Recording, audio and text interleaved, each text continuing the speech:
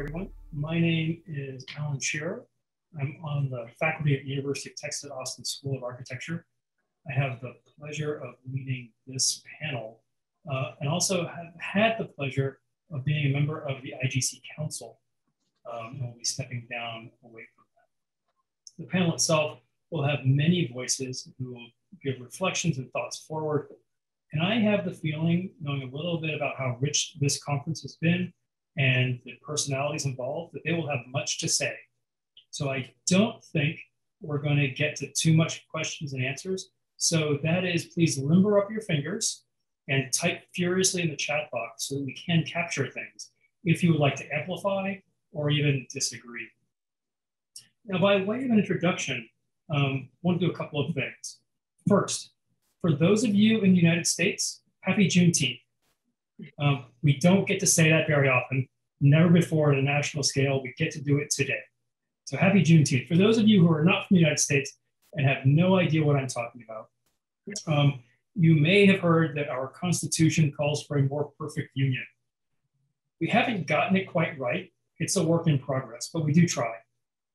Part of the things we got wrong was slavery.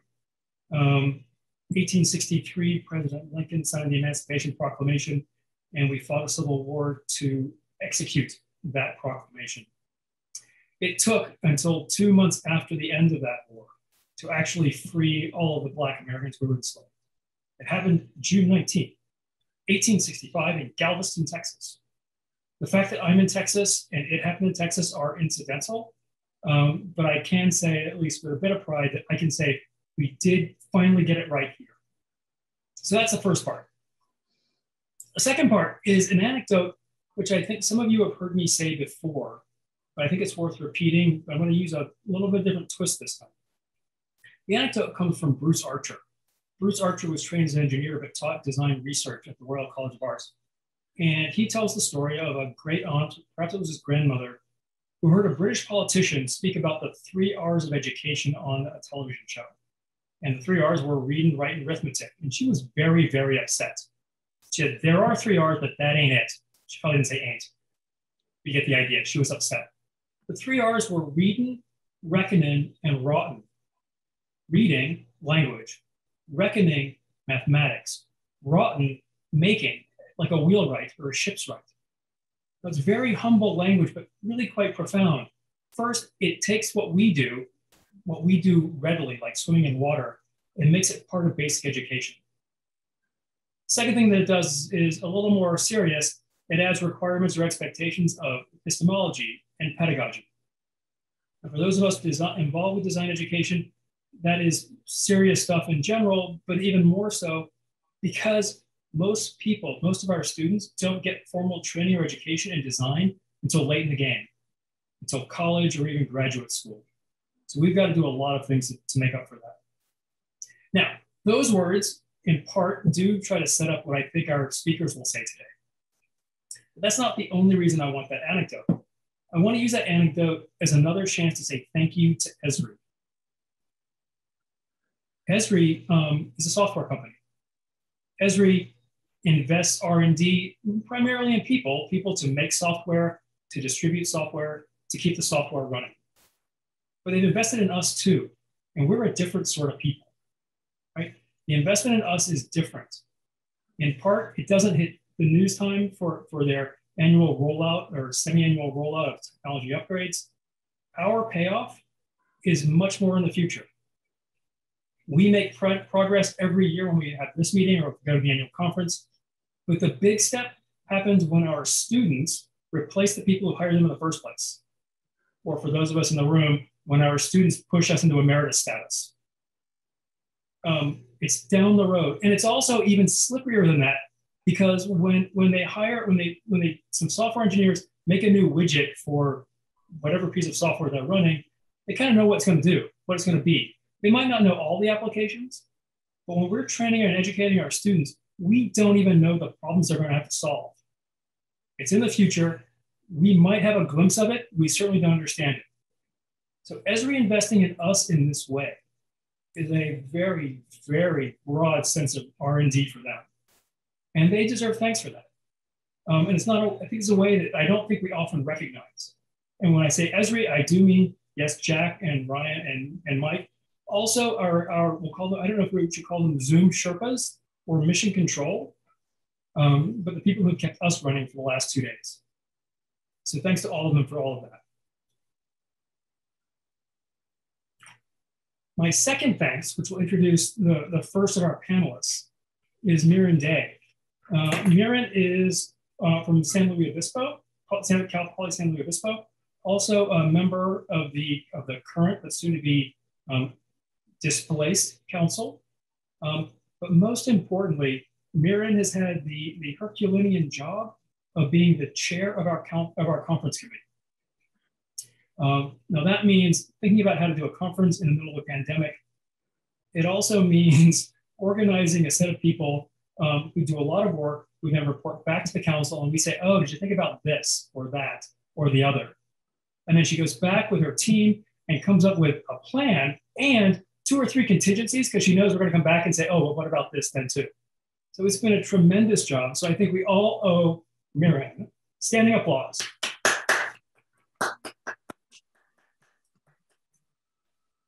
So with that, again, get your fingers ready to start typing furiously in the chat box so we capture all these things. And Mirin, I'm going to turn it over to you for our first round of reflections and thoughts for the future. All right. Thank you, Alan. First of all, I want to thank all presenters and participants here to make this conference rich and promising. Some of you stayed up late until 1 or 2 a.m. I'm sure some of you are doing it, and got up early as 6 a.m. yesterday and today to present and learn about projects and engage in discussions. Without your commitment, we wouldn't be here together. I was new and inexperienced, I have to say. I was naive enough to accept this role as a convener. I never thought of actually doing this when Brian asked. I have to say, I thought I would just help Brian along the way, but the pandemic happened and all things kind of scattered around it, not knowing what to do. But I have an amazing group of people that I have to say, using this moment, that our conference committee members, I'm gonna name one individually because of their contribution. As a naive person I couldn't do without them at all. I can clearly say that. First of all, Dong-Ying Lee from Texas A&M, she was the one who helped all the presentation materials with Brian, like day and night, and monitoring the conference yesterday and today behind the scene. So if you have not seen her somewhere, she should be here somewhere here. She is actually one running all of those. Tiana Devovic, University of Belgrade, Serbia, who always brought critical questions to the committee meetings. And Neil and Olaf, Swedish agricultural science, and Juan Stefan, let me try to figure out this pronunciation, Tridolf, University, Germany. They are the one actually really looking things in each meeting, so what we need to discuss, how to get to next point with their experience. And here's Stephen Irvin, Harvard University, with his experience and effective process with his a long experience, but also critical virtual conference experience organizing virtual conference. And Landis Wenger, a student, master's student, attending every conference meeting while he was doing his thesis. So we have committed members really working together, contributing this process. And I sincerely thank you all. And we have amazing 2 student assistants actually helping yesterday's work, who are Egan Ding, Texas A&M, and Jocelyn Figuera from Cal Poly from my school. So they were yesterday helping main session. If you were in and out of main session, they were the students helping Esri event team, who is very great at supporting us. And Brian, how can I say, without his leading, I mean, we could not do anything without him. So I sincerely thank you all. I have a lot to say, but I'm gonna stop here. Back to Ellen. Thank you, Mirin. Thank you, and thank you for thanking all of you, the many who helped you, because I think we all need to find a way to pay all of that good work forward. Our second person, in some ways, needs no introduction. Carl Steinitz, one of the founders of the IGC, Professor Emeritus of GSD, also with an appointment at University College London. I think that many of us on this call were literally Carl's former students in class. All of us on this call are Carl's former students, if not for getting degree credit, still getting increasing expertise in what we do. So with that, Carl, you're muted.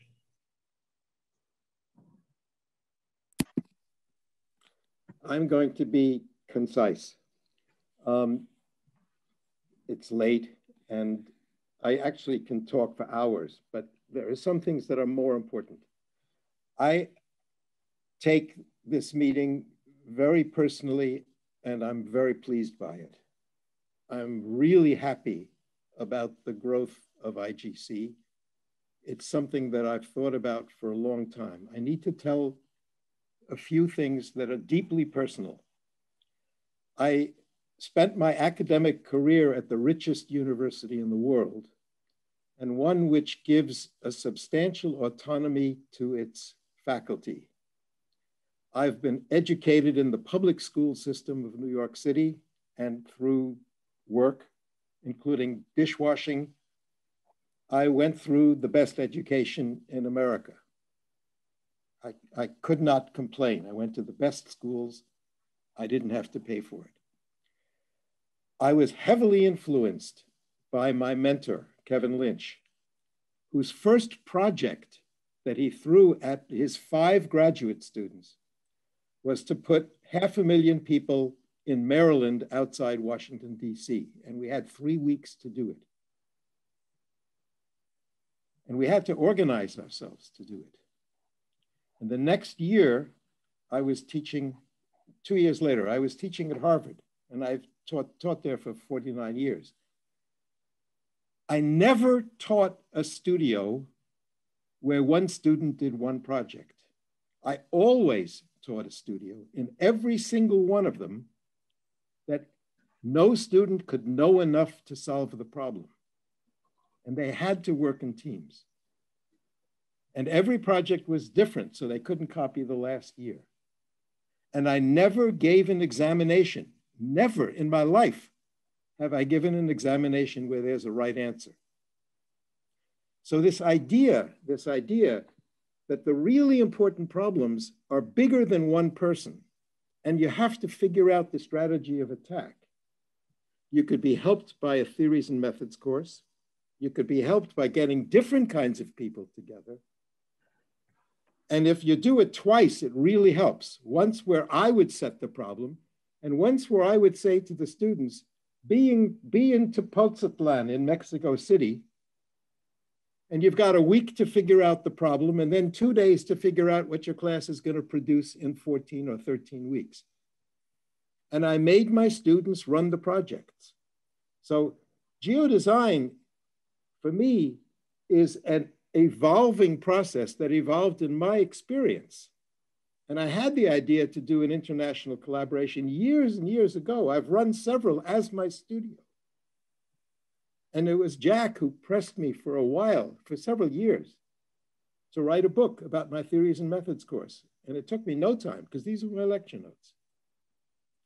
But the most important thing is to put your students in a position where they have to make the decisions. You have to guide them. You have to sometimes correct them. But the problem has to be as real as possible, in which the students have to think ahead because it's their career 20 years from now that you're educating them for, and you're not training them for their first job, even if they're undergraduates. They'll all be employed. But if they can't think flexibly and complexly, they'll always be employees. They'll never be employers. And you really want to produce the employers and better ones. And that's why this idea of making it collaborative and really trying to change the schools, that's what I really want to do. And many of us actually want to do, because they're in the same silos as government. It's crazy. None of us, no profession knows enough. And therefore, I really think that we should be far less parochial, whatever profession we are, and much more integrative. We need to know a lot about a little and a little about a lot. And our students are learning too much about a little. It'll be out of fashion or out of date in certainly 10 years. And they don't know enough about a lot to really be effective in a collaborative environment. And I think that's what we need to teach them about. And so I'm really happy when I see the projects. I actually don't care that much about the details of what the specifications are. People can change those, they can decide them, but if we don't teach looking into the future and thinking about it, and then start designing now, and we only look now before we start designing, we're all in deep trouble. And that's what I think we should be trying to avoid. That's what I wanted to say. Thank you very much, Carl. Our next reflecting person is Landis Wenger from Utah State University. Landis, as you know, has been instrumental in getting this thing up and running. He's been instrumental in helping us along the way. So Landis, we'd now like to hear from you, what you think as you look back, but also following from Carl, what you think looking forward. Great. So I first heard about Geodesign 4 years ago when I was a junior in my undergrad. And it was just a passing day in a planning lecture class where we were discussing multiple theories. So it wasn't really until last year where I participated in a project, participated in the IGC as a student in my master's, that I was really able to get an experience of what this method is and the power it has. So that's about as far as I can look back. So most of what I'll be talking about will be looking forward, both in how I see myself using this in my career, wherever that takes me, and just highlighting what I think the strengths are for other students like myself. So to begin with that, when I think about geodesign, I often think of a quote that a professor of mine here at Utah says a lot, Dr. Joseph Tainter. He says the most important thing we can teach the next generation is how to think more broadly, both in terms spatially and temporally. So teaching kids and students how to think globally, not just our own neighborhoods, our own regions, or even our own countries, but think about problems and issues in a global sense, and also think about them beyond the time frames that we typically do, not just a couple of decades, but a couple centuries beyond our lifetime, understanding the problems that are not going to go away overnight and are going to take years and years of planning to turn the ship. And I think that's what geodesign does. It's certainly helped me, and it's helped my classmates and other people that I've seen. It gets them to think at this new scale. And I think one area that I see hope in this actually being accomplished is actually really close to home. So I am at the tail end of the millennial generation.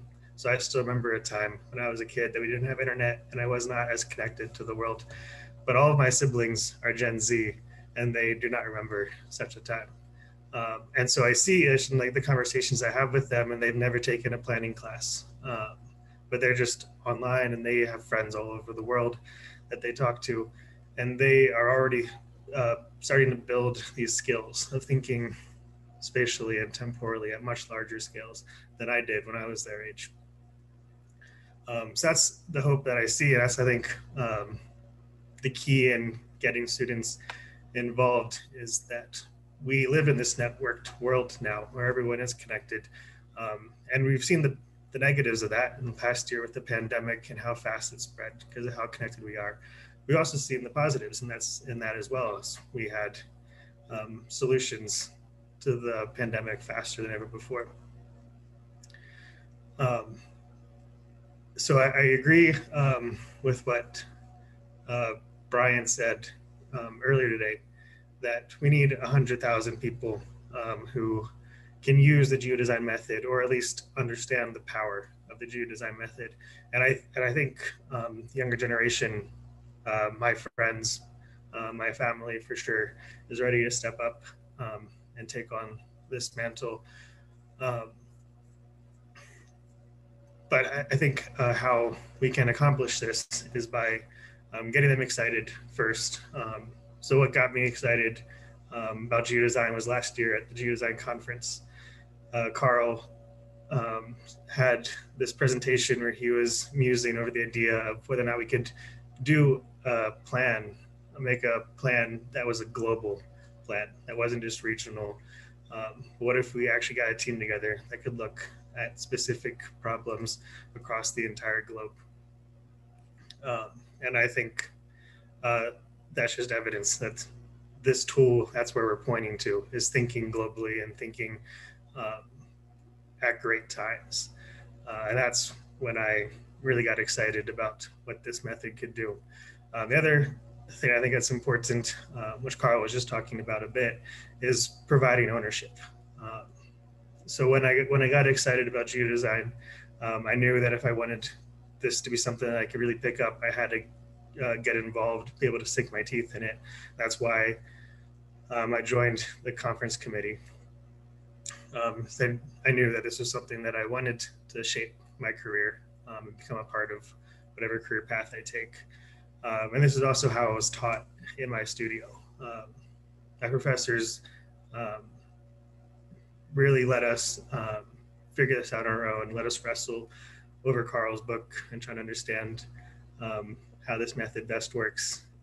And then also we led our negotiation meeting. We were the ones advocating for our policies we were proposing. We really had this ownership.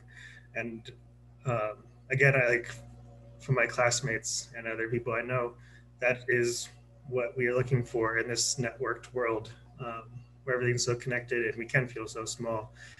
When we get the opportunity to make a difference and take ownership of that, and are excited about that, I think that's where the power of geodesign really lies.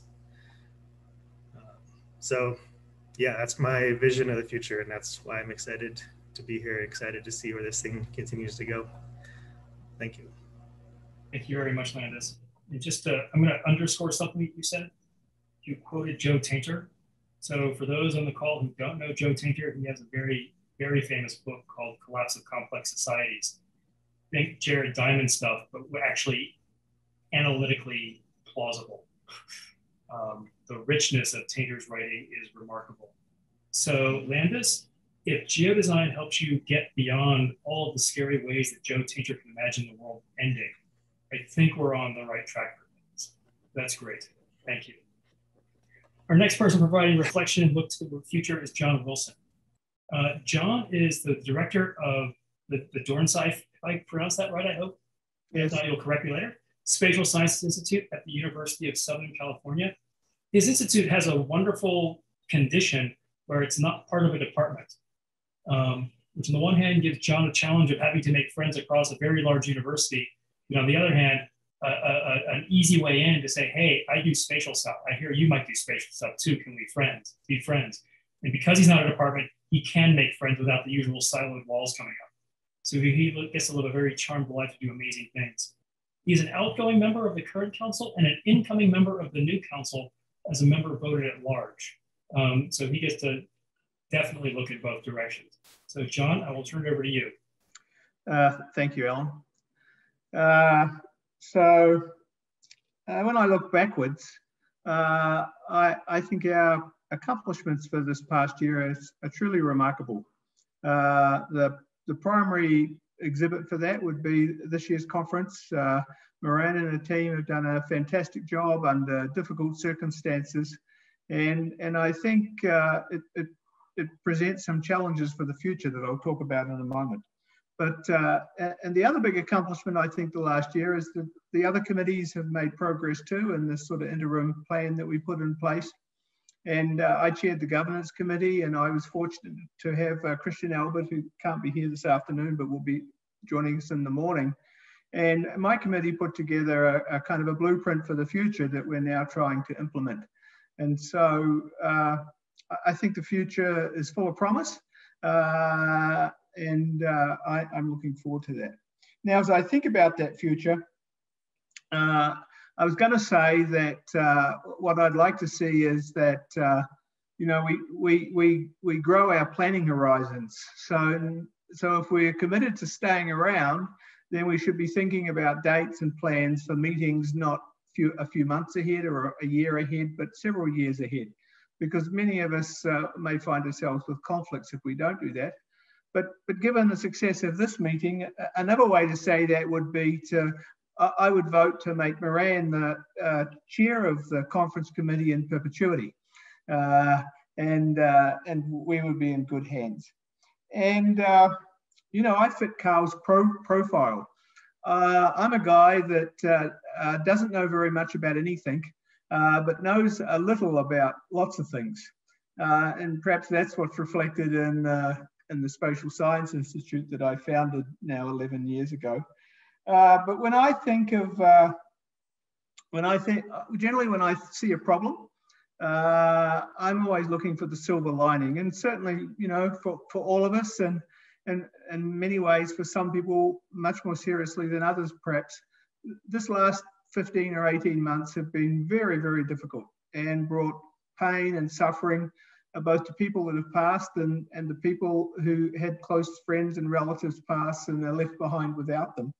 But it has opened up some opportunities, and the opportunity I've been thinking about the last 2 days is what should be the form and format of a future symposium, because the remote brings advantages and disadvantages. So does the in-person. And so should next year's conference be remote? Should next year's conference be in person? Should next year's conference be hybrid? Now, I doubt we're the only group in the world thinking about this. I have now witnessed one Esri user conference, and I'm sure the folks at Esri have noted that you can reach 80 or 100,000 people with a plenary that's online versus 18,000 at the fabulous conference center in San Diego. And I think this will be one of the first tasks that our new team are going to need to grapple with, because you know, at least in my role as Director of Spatial Sciences, I'm betting that the world has changed. So I'm investing $500,000 in classrooms so I can support hybrid education across all of my master's programs. And I'm thinking of it, you may be thinking, God, he's crazy. Why is he thinking of $500,000 for that? I'm not planning to do it in Zoom. I'm planning to do it at a much grander scale than that, and in a way that hopefully yields benefits that can measure it with the cost. I didn't mean to speak about me, but I think I just want to emphasize that when we look forward, we have to both look backwards and reflect on what the journey we've taken so far, but then we have to calibrate that to what the opportunities and needs are going forward. And I'll stop there. Thank you very much, John. And our next person to reflect and look forward is Paulo Pellegrino from the University of Sao Paulo. Paulo, you just saw introducing the last session, so his face will be familiar to you. He is also going to be joining the IDC Governance Council as a regional representative. Paulo, over to you. Oh, thank you, Alan. Yes, this is a very daunting task that I have been involved now to be in the transition team, the new transition team, because we've been doing a very amazing job here. The team that has done this event now and has been dealing with this transition. And I'm a little challenged to be doing this work now, but we got what is the main keyword here. The keyword is collaboration or collaborative. We've got everybody to work together and try to put their best in this effort, in these tasks, we should be able to achieve what we want. And I think that should be great if I can get some possibilities to work with you and try to help in this new moment that's going to start now. It was very interesting, the team that we have been arranged, that we'll be discussing next day, when we'll be working with in this planning of this new possibilities for developing the EGC.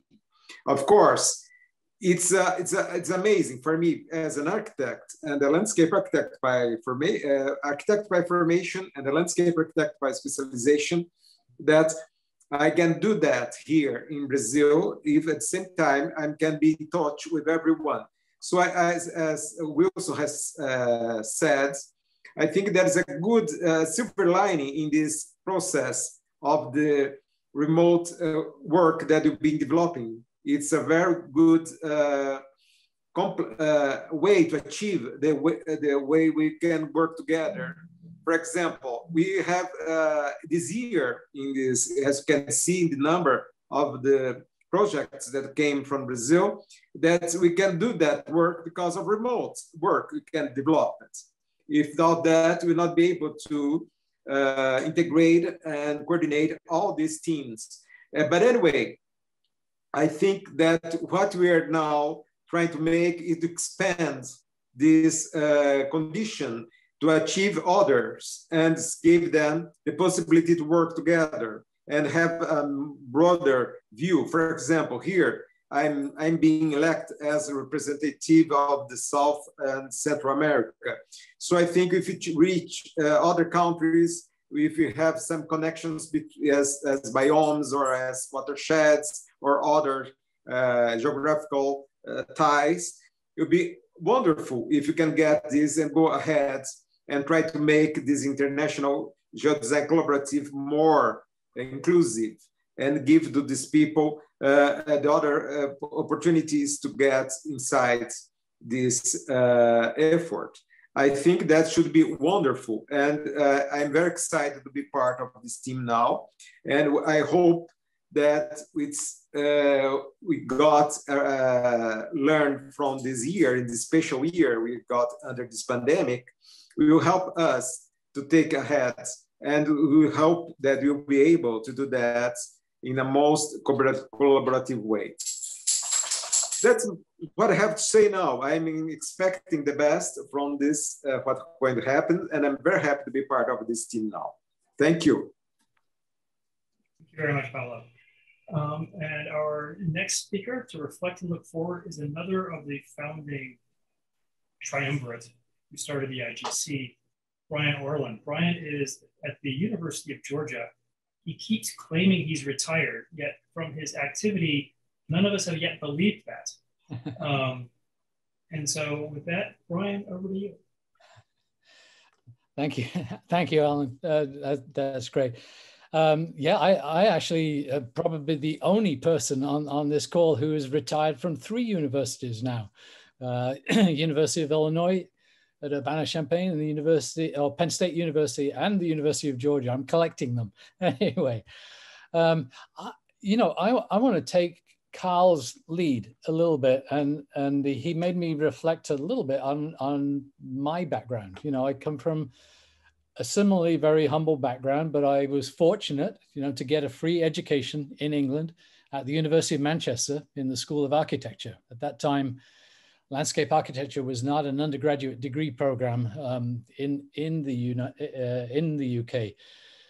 My mentor was a gentleman called Dennis Thornley, who you will not, is not a household name, but he was one of the principal people in Britain during the 1960s espousing the idea of design process and the idea that design was not a haphazard or lucky intervention of the cosmic rays or whatever on a drawing board, but it was actually a systematic process. It was something where we could march through a process and emerge with a design.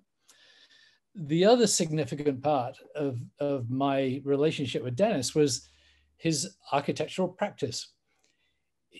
One of the principal things he did was he designed limestone quarries. He designed what was not going to happen until 50 or 60 years in the future. And yet, as soon as you started the limestone quarry, as soon as the first shovel hit the ground, you knew it was going to happen. So there was a business of looking forward and making a plan right now as to how you achieve that eventual outcome 60 or 70 years from now. And I think those two things are absolutely central to what IGC is all about. When Carl and Tom and myself sat down and talked about it, I mean, we were talking about it, as having a major educational benefit, but it's founded on those two kinds of principles that this is not a haphazard process. It is a system that we can teach to people and they can follow it and it will help them design. And that the core part of that is that you have to be prepared to think 50 years into the future, and then to think backwards to the present in order to figure out how we get to that future.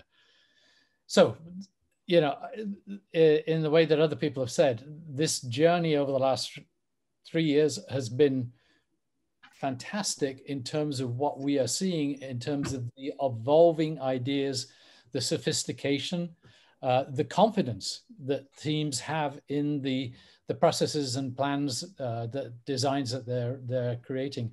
So I look forward to us doing much more of this.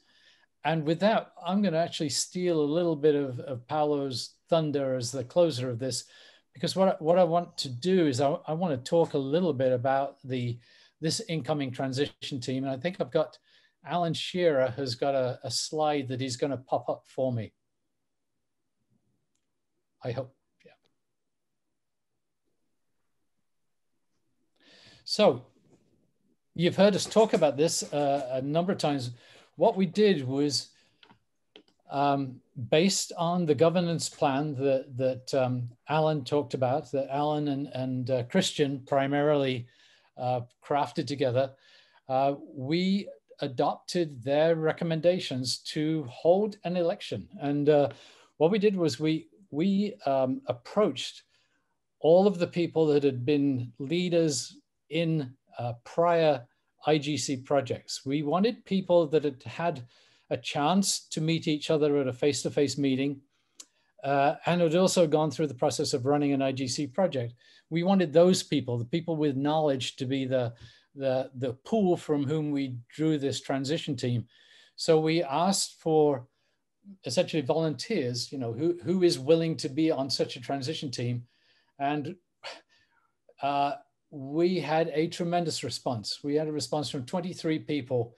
And I'm not going to share that whole list with you at the moment, but I think everybody that was involved in this election process knows that the 23 people were people of substantial experience, substantial qualifications to be on such a transition team. And we held an election that, again, it was the same group of people that we called on for nominations with a group of people that we asked to participate in the election. And this is the outcome. So the first thing we said was that we wanted to ensure that we maintained as much diversity, geographic diversity, as we possibly could in this. And so Maimouna Salah-Ballah, who has participated for 3 years in this, as the elected representative from Africa and the Middle East. I can't think of a better representative for that area. She's also the IFLA representative, or she was. I don't know if she still is. Maybe you could nod, Maimouna. Are you still the IFLA representative for Africa? Yep. You're muted if you are.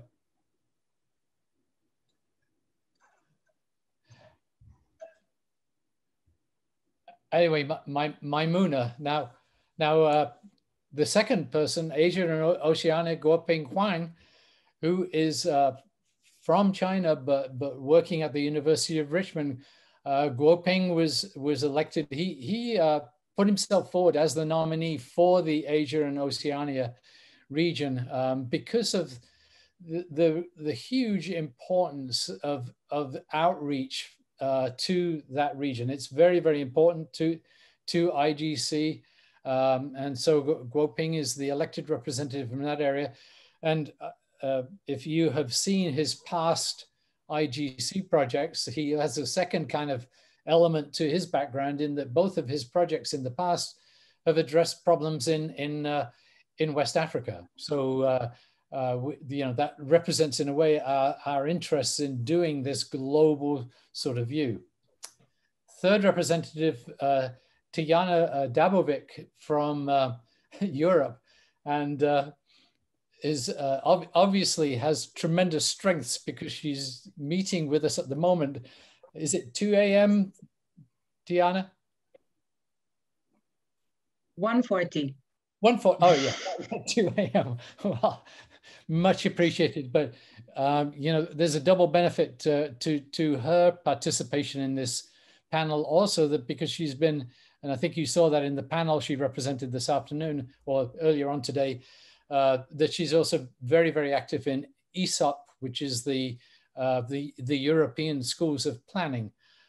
North America, Tom Fisher, and you, as all of you know, Tom Fisher was the third person of this founding group. So Tom brings enormous experience in the past, and I think he's going to be an able leader because he also received the highest number of votes in this election.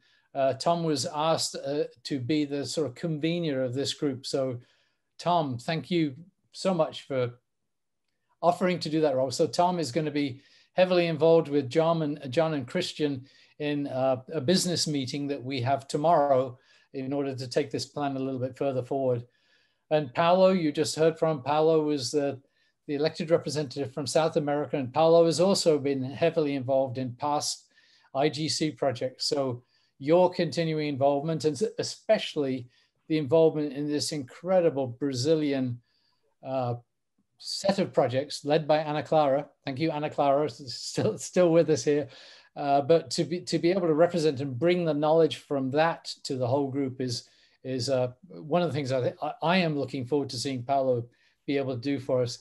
And then the at-large people selected from the people who got the highest votes coming out of this at-large process. John Wilson, you've heard for, and you know that what his contribution can be. Christian Albert, who is at the Bochum University in the Ruhr in Germany, which is an exciting area for landscape development, and Christian has been another of these people that's been heavily involved. Initially, he was at the Leibniz University, but he recently moved to Bochum University. So that it gives us yet another kind of outreach. And then Jörg Rakitka, who you may have seen. Jörg's projects are usually the most challenging, intellectually challenging projects that get presented, always challenging us to think bigger, broader, larger. When I first met Jörg, he was in Singapore. Now he's in, then he was in Germany. Now he's in Norway. So representing yet another part of the globe for us. So that's our transition team. If you are able to join us tomorrow, then at the business meeting, this is going to be the topic of discussion. I think it's a very exciting morning that we're looking forward to, and we're looking forward to what that transition team comes up with for us as a set of marching orders as we go forward. So those are my comments. I'm going to close and hand back to Alan for whatever he wishes to do now. Thank you very much, Brian. My first order was to find my mute button. So I've successfully done that. I think I do want to add a couple of my own observations to this. without being too indulgent. One of them follows from some of the ways you just described the incoming council, Brian, which is the reach and increasingly depth geodesign has in all of our we'll call it organic disciplines. So there is this thing called geodesigner. There are no geodesigners, but which means we're all also members of other groups. So I know here in North America, CEOLA, the Council of Educators in Landscape Architecture, have active geodesign topics at their conferences. I know ECLIS does also. I was just at Digital Landscape Architecture with several of the people on this call a little while ago. Again, geodesign was there. So I think that one of the things as we look forward and backward a little bit, but mostly forward, is how do we, one, maintain our energy? So I think we'll probably be through this body. But two, how do we, and I'll use this word in a secular way, evangelize back to our own disciplines to both inform what they're doing and still learn from them. I think it's a truism, and not just as an expression, but generally true. One cannot have interdisciplinary practices without disciplines, but we have to know how to talk to each other. And I think balancing those two things is an important thing as we go to look forward. If we're going to hit the 100,000 practitioner mark, which I think is a new, better mark to make, I think we need to do that. Our projects, if you just between this year and a prior conference, our projects are not insular. When we look to the people of the place. We're still a little bit dominated by landscape architects. We've now got a few more architects and a few more planners, which is great, but we need more. And I think as we look forward to that, I think that will be beneficial. Now, we do have, I think, 3 minutes left. And in 3 minutes left, I am going to ask Mirin, who was very gracious and said she used her time to thank everyone, but didn't give her reflection or vision. And I would like to make sure she, of all people, has time to do that. So Mirin. I'm glad to have this opportunity because I wanted to share my personal experience actually working with the 3 senior members, Carl, Brian, and Tom, and all the council committee members and my conference committee. That was extraordinary experience as a naive, inexperienced person in geodesign, any aspect. I was trained as a landscape architect. I felt I'm still a practitioner in some sense, and I have to manage everything aligned, and then time has to come right there and things like that. And I still remember my first question to these daunting senior members for me at our first council meeting was to lead the conference committee. I had to know, the question was, how do you envision IGC moving forward? How did you create IGC and what do you expect that to be? I don't know you guys remember how you answered. I remember that Paul, I'm gonna start with actually Brian. Brian wanted to see projects comparison. If you remember our name IGC full name is International Geodesign Collaboration Change by Design. So to change things, we need to be able to see projects and compare how things are doing. And I think that was what he wanted to see through IGC. And Tom mentioned that he wants to influence policies and practices so we can actually change by design. And Carl mentioned that he wants to educate educators so they could be forced to educate next generation. And that was what he said. And all different ways to actually leading and creating this IGC. But the goal to me as actually a listener was the same. Sincerely wanting to change the world better way And I think that is a common theme going on. And a daunting process we had the last 15 months. So two options we had, whether we do annual conference like we have now, or should we postpone and have a biannual conference? I think that we decided to do annual because we felt at least we need slowly but surely change it little by little and see what we have. Amazing Brazilian team bring multiple projects in different aspects, and all different projects are coming in. I did not personally expect this, coming this way, but I think that this became an opportunity, actually platform. We share projects and learn from them. Also, we see our faces each other. So we actually promised ourselves that we're gonna meet next year to change by design. Thank you. Mirin, I cannot imagine finer words to end this panel of looking back and looking forward. So thank you. Thank you for organizing. Thank you for capping it off. We knew you were being great at leading it in to get us started, but to also then put a pin in it at the end, brilliant. So thank you very, very much.